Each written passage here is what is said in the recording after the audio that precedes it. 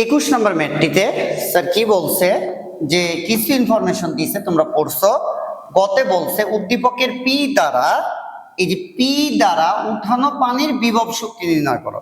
তাহলে পি একটা যন্ত্র ছিল, এটা দ্বারা উঠানো পানির, এই যে উঠানো পানির বা কলমটা এই যে উঠাইলাম, বিভব শক্তি বের করতে বলছে।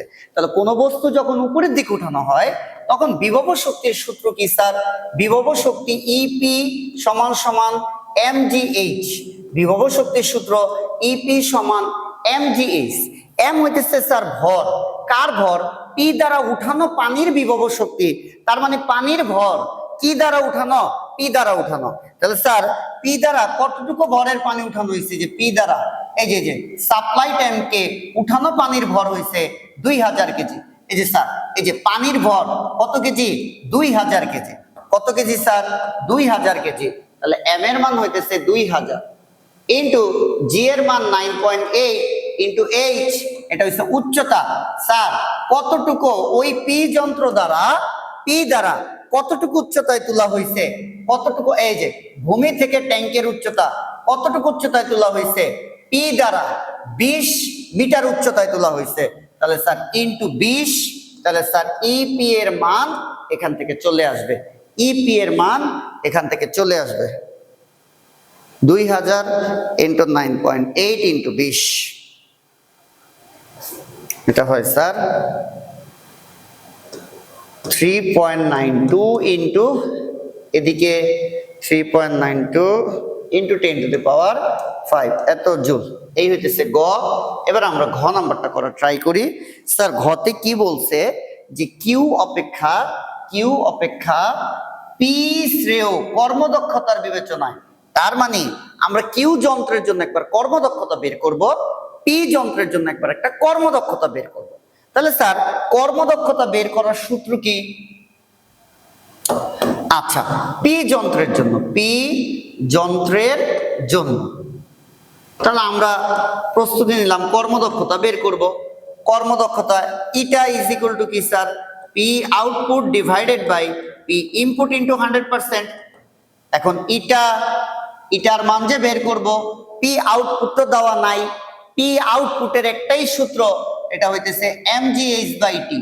পি আউটপুটের সূত্র কি sir? mgh/t divided by P input into হইতেছে 100%। ইটা ইজ ইকুয়াল টু মান বসাই দিই স্যার, এম ভর। স্যার পি যন্ত্র দ্বারা সবকিছু পি এর জন্য সাপ্লাই ট্যাঙ্কে উঠানো পানির ভর কতটুকু ভর উঠাইছে? এই দেখো কতটুকু ভর উঠাইছে পি যন্ত্র দ্বারা 2000। তাহলে এম এর মান হইতেছে স্যার 2000 ইন্টু জি এর মান 9.8। কতটুকু উপর উঠাইছে? যে পি যন্ত্র দ্বারা উচ্চতা 20 মিটার, 20 ডিভাইডেড বাই টি, সময় লাগছে কত সেকেন্ড? কার্যকর সময় দেখো পি যন্ত্র দ্বারা, এই যে পি যন্ত্র দ্বারা কার্যকর সময় 210 সেকেন্ড।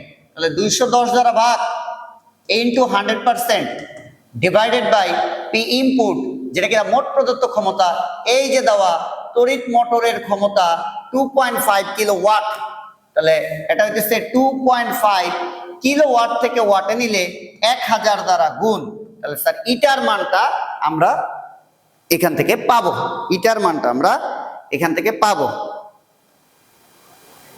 তাহলে স্যার এখানে আমরা কি বলবো? 2000 ইন্টু 9.8 ইন্টু 20 ভাগ 210 ভাগ 2.5 ইন্টু 1000 ইন্টু 100, এটা হয় স্যার 74.67%। এবার স্যার পি এর যন্ত্রের জন্য তো বের করছি, এবার কিউ যন্ত্রের জন্য স্যার কিউ যন্ত্রের জন্য সূত্রটা কি? কিউ যন্ত্রের জন্য আমরা আবার সূত্রটা বসাবো, এই জায়গাটায় বসাই, এখানে বসাই স্যার। ইটা is equal to P output divided by P input into 100।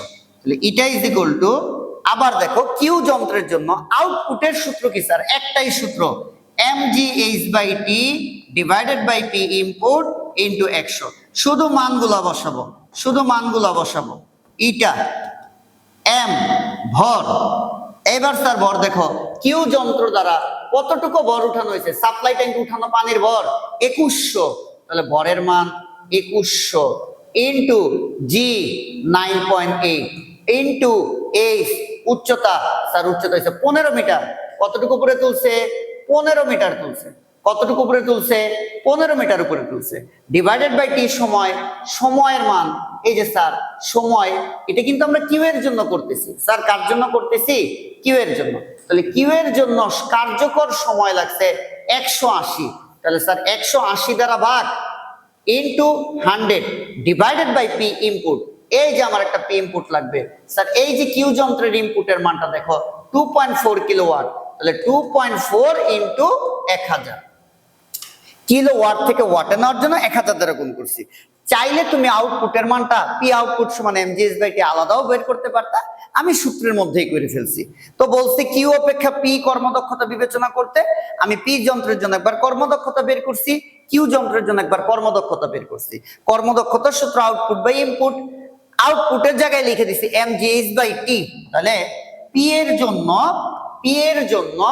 M এর মান 2000, জি এর মান 9.8, এমজিএইচ উচ্চতা হইতেছে 20 মিটার, তারপরে ডিভাইডেড বাই টি হইছে 210 সেকেন্ড, আর ইনপুট হইছে 2.5 ইনটু 1000।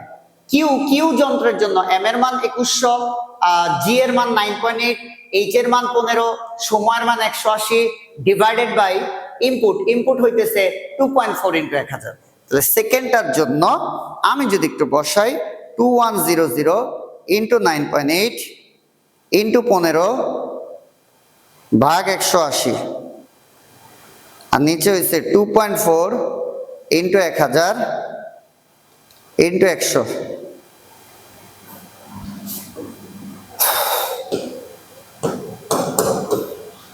তাহলে ইটার মান এটা আসে স্যার 71.46%।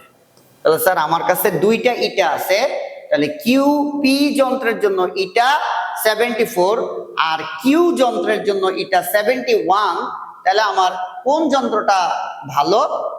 পি শ্রেয়, পি যন্ত্রটি ভালো। কেন স্যার ভালো? কারণ পি যন্ত্রের কর্মদক্ষতার মান বেশি, পি যন্ত্রের কর্মদক্ষতার মান আমার বেশি।